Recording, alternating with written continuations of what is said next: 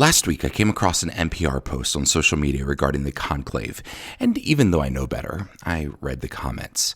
Sure enough, there were a number of people who were quick to call the Conclave antiquated and told the Catholic Church to get with the times. It made me a little self-conscious at first, like a junior high kid that was wearing an outfit that had gone out of style a couple of years ago. But then I had a premonition. Maybe the Conclave isn't antiquated. Maybe it's actually ahead of its time. Hi, this is Justin Hibbard, and you're listening to Why Catholic, my podcast about the what and why of Catholicism. I've taken a brief hiatus from our series on prayer to focus on the aftermath of Pope Francis's passing and the election of a new pope. And just before recording this episode, the world learned that Habemus Papam, we have a new pope, Pope Leo XIV, the 267th pope. And being from the United States, I feel obliged to say that he is not the first American pope. Technically, that was Pope Francis, who was from South America. Pope Leo, though, is the first U.S.-born pope. So how did we get here? Well, thanks to the media coverage and movies like The Conclave, the secret of papal election process isn't really a secret. At least the process is pretty well known, but the actual election does remain a secret. Cardinals, who are under the age of 80 when the previous pope dies, go into the Sistine Chapel where they swear an oath of secrecy on pain of excommunication, and then they vote for who they think should be the next successor of St. Peter. Meanwhile, the big 24-hour news conglomerates roll out their interactive whiteboards and try and create election night drama. Who will be the next pope? Will it be this guy or this guy or this guy? And here's the thing. It is total speculation. Because, like in this election, a number of the cardinal electors were new and really didn't know each other. The Pope at any time can appoint new cardinals, and Pope Francis appointed 21 new ones in December, 6 months before the conclave. So when the cardinals gathered for Pope Francis's funeral, it was likely the first time many of them had met. And technically, the cardinals don't have to just elect another cardinal. They can elect anyone eligible to be a bishop, though the last time a non-cardinal was elected was in 1378. So while there may be some obvious frontrunners going into a conclave, it's really anyone's guess. To some, the whole fanfare around it, the secrecy, the smoke from the chimney to signal the vote, that all may seem antiquated, but yet every news station covers it.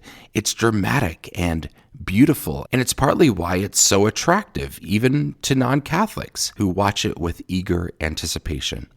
And here's what I feel is most important about the conclave. It's a sane election process, perhaps the only sane one in the world.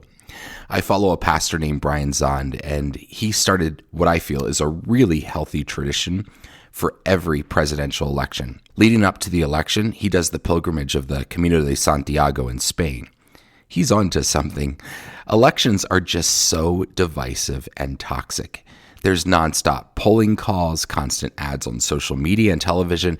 Everyone is throwing mud at everyone. And I've gotten to a point in my life where I almost don't care who gets elected.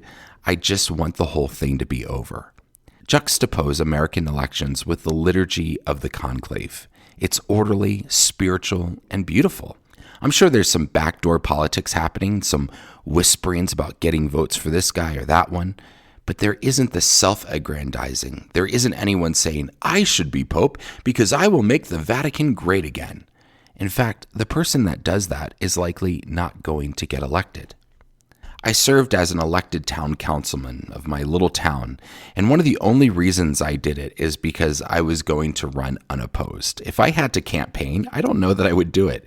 I don't want to put out signs with my name everywhere. I don't want to go door to door telling people to vote for me. I don't want to canvass the neighborhoods and count the votes that I need. It just feels so icky. And that's what you have to do to win elections in our society. I think about this quote from G.K. Chesterton's book Orthodoxy, where he tells us the type of leader we should look for. Quote, the one specially and peculiarly unchristian idea is the idea of Carlyle, the idea that the man should rule who thinks that he can rule. Whatever else is Christian, this is heathen. If our faith comments on government at all, its comment must be this, that the man should rule who does not think he can rule. Carlyle's hero may say, I will be king, but the Christian saint must say, nolo episcopari, meaning, don't make me a bishop.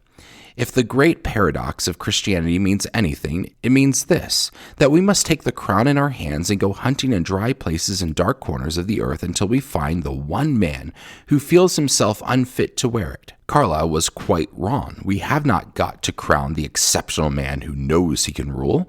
Rather, we must crown the much more exceptional man who knows he can't." End quote. If humility is an essential quality of leadership, then the type of system that forces people to exhibit self-confidence and assurance in order to get elected is likely not going to attract the best candidates.